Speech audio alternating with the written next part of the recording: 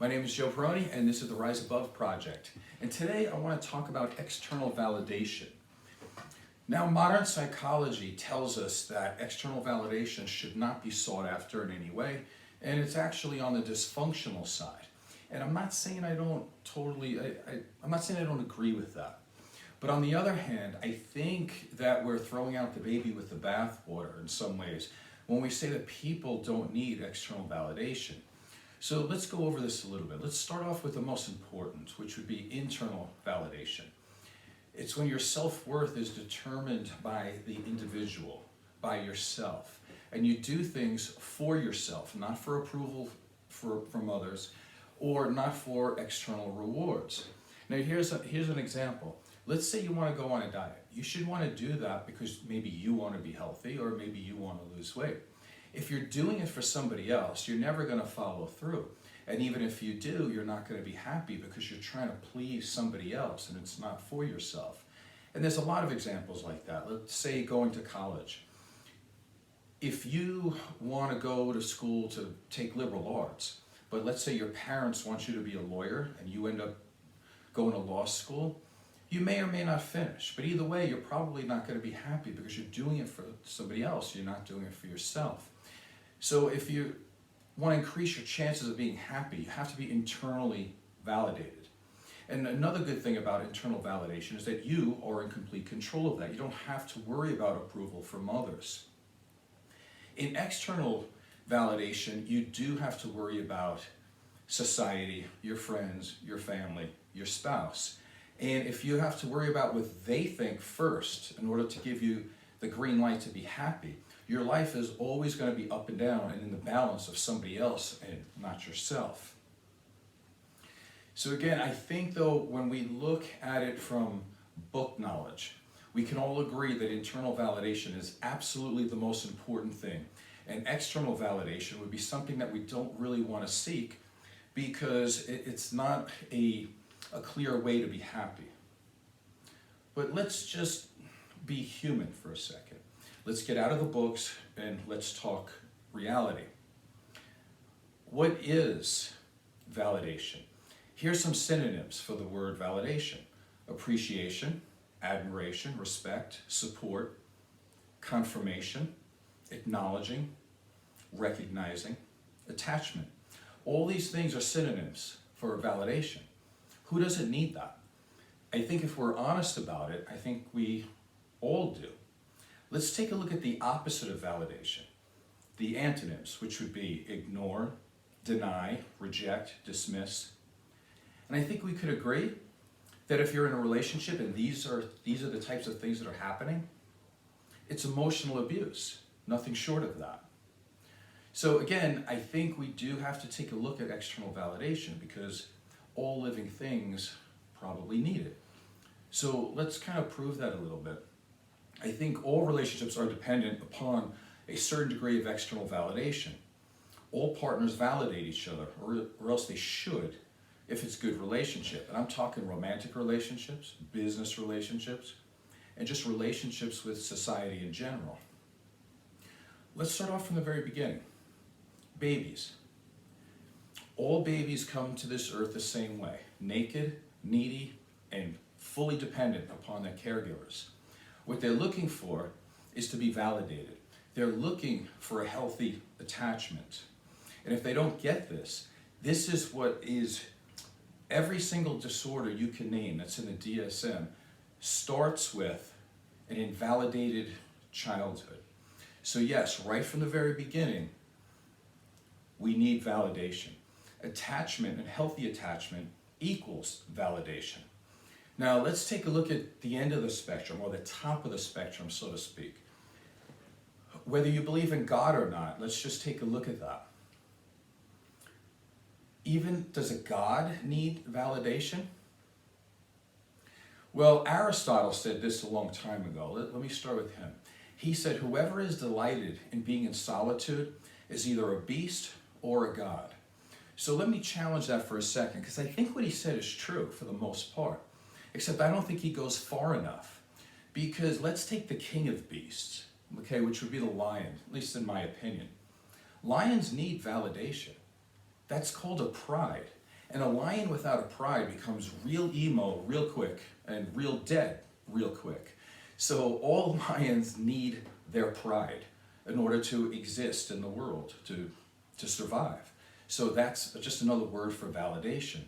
So let's take a look at where Aristotle says that if you're a god, you probably don't need validation. So let's take a look at the Ten Commandments for a second. Now, the Ten Commandments are a way to live, supposedly. But let's take a look at the first three. The first three. Here's the first one. I am your Lord. You shall not have strange gods before me. It's not really a way to live. It's basically a God saying, don't put anybody before me. You have to recognize that I'm the guy. I'm the one. I'm the one that did all this good stuff. You need to recognize it. Number two, second commandment, you shall not take the name of the Lord your God in vain. Again, don't say anything bad about me. It only has to be good. Again, that's a form of validation in there. Let's take the third commandment. Remember to keep the Holy Lord's Day. Basically, listen, don't forget about me. You got to remember me. At least once a week, you have to go to a place of worship and make sure you take the time to acknowledge me. So again, even a God seeks external validation. Let's continue with this. People who excel become role models in this world, whether we want to or not. Today's Super Bowl Sunday, some people think, football players are great role models. Sometimes, obviously, they're not. But be that as it may, famous people who do well do become role models for some people. Now, we do have what's called, we've got institutions of excellence. Let's change the name for a second. We can call it institutions of external validation. Why? Because we keep giving statues and trophies and awards to people who do well. It's nothing more than external validation. Let's take a look at it real quick, because there's thousands of them. The Hall of Fame. The Hall of Fame for all sports. Hall of Fame for music. We've got the Academy Awards, the Tony Awards, the Grammy Awards. Keep going, all of them. They all want external validation. And even if they didn't, they actually need it. I mean, do you think somebody like some famous actor that gets awards, you think he can charge more for the next movie? Of course he or she can. So it's really important. It's easy to say, I don't need external validation, but the biggest external validator in a capitalistic society is money. So yeah, I agree that if you're internally validated, you have much more chance of being happy. But I think you also have a much better chance of being happy if you can do a job that you enjoy, or you can afford some of the basic luxuries or necessities in life. Because if you don't get enough money for the job that you do, and you don't get validated for the work that you do, how are you going to be happy? Let's take a look at some more places where there's external validation. Take a look at Arlington National Cemetery. As a matter of fact, take a look at all cemeteries, because what do they really do? They validate somebody's existence.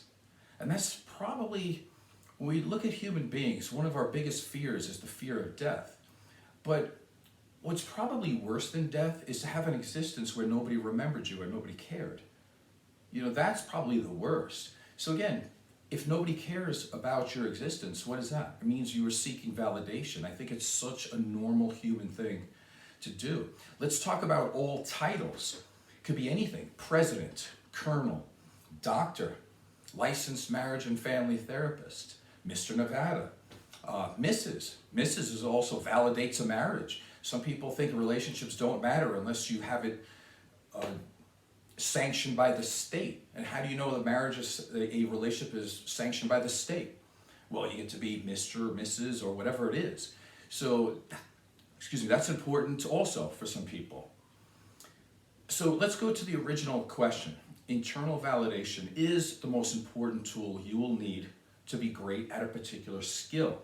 But the original question about how important is external validation? I think it's in varying degrees, but I do think at some level, we do have to admit that if we're going to be human, that it's important. If you're a parent external validation of your child is probably the only job you have. That's the only job you have, is to validate your child. If you're in a romantic relationship, I can't imagine really another reason of why you would be in that relationship if the other person doesn't validate your existence. I mean, how could you be in a relationship where nobody wants to listen to you, nobody wants to talk with you, nobody wants to acknowledge you? It's not even a relationship, it's abuse at that point. So let's take a look at this a little bit more. I'll throw in a personal anecdote for you. So back in 1989, I first started as a personal trainer, like really making it. So I was a personal trainer in New York City. I trained a lot of famous people there, and it seemed like, everybody looked at me like, wow, you have the great job, you meet all these people, it's so exciting working in New York City. But here's the interesting part to that. My training expertise, if you want to call it that, was at a certain level. And obviously it was at a high enough level to be at that job that I had. But by the end of the month, and I want to say, I don't remember it now, because we're talking 1989, so this is like 32 years ago. About 5 days before the end of the month, I didn't have any food left. I was not being monetarily validated enough to work in New York City and still live on Long Island, which is two expensive places. So I had to steal food. I would go to a supermarket and figure out a way to steal food. Now, if I would have gotten caught, people would have not called me a trainer necessarily, or they would have called me like a trainer who is now a criminal. But I'm not saying that's not a criminal act, but what I'm saying is a lot of people do things because they're hungry. And so at that point, the external validation that I was getting was like zero. Was I internally validated? Absolutely. I went through all of my college classes, and I worked through college to pay for all that, and I was super happy and I was proud, and I did bodybuilding shows and I won bodybuilding shows, and nobody could stop me. These are all things that I wanted to do, whether the people around me were supportive or not supportive. Didn't matter. I was internally validated to the end. But I was still starving, and I was still stealing food at the end of the month. So how happy could I have been? Well, fast forward, less than a year later, 1990, I went to Las Vegas. And were my skills as a trainer any higher? No, not really. They were the same skills I had in New York just a few months before. But interestingly, I met some very, very good people. I'm not going to mention my name because I didn't clear it with them to talk about this in any way, and I'm pretty sure they would want to be anonymous anyway, so let me just go with that. My first client said to me, I really want you to be my trainer, and I don't want you to quit or have anything happen to you. So how much money do you need to live? And I said, well, I don't want to tell you that. I said, but back then in Las Vegas, my apartment was like, I think it was like $650 back then. So what he decided to do was he paid me $300 a week, one client, because he wanted me to stay here, because Las Vegas is a very transient town, and he saw people come in and go all the time. So he basically paid me double what I needed just for my rent. Now, did that make me happy? Absolutely, it saved my life. So yes, external validation is important. And then it went even a step further that I could tell you about. There was this other lady there who owned a hair salon, and she had a lot of other practitioners working under her. And she was also concerned that I wasn't going to make it. And so what she did was she said, come to my salon and, we'll have a talk. Maybe I can hire you. And so I did that. And what she did was she pulled out an appointment book. And she said, if you really want to get going in this field and you want to be here, you're going to need an appointment book and start being more professional. This is before iPhones. And she said, I want to train with you Monday, Wednesday, and Friday at 7:30 in the morning. So you have 3 sessions with me. And I was like, thank you very much. Like, this is the most amazing thing. Like, this is great. But then she did something that still touches my heart to this day. What she did was she took that appointment book and she gave it to the first hairdresser And she told the story of this guy from New York who was trying to make it. And what they did was, and I didn't know these people, by the way, at the time, I only knew the owner. She passed that book around that salon. And what came back to me when the last person handed it back to me was about 25 hours of work that they gave me.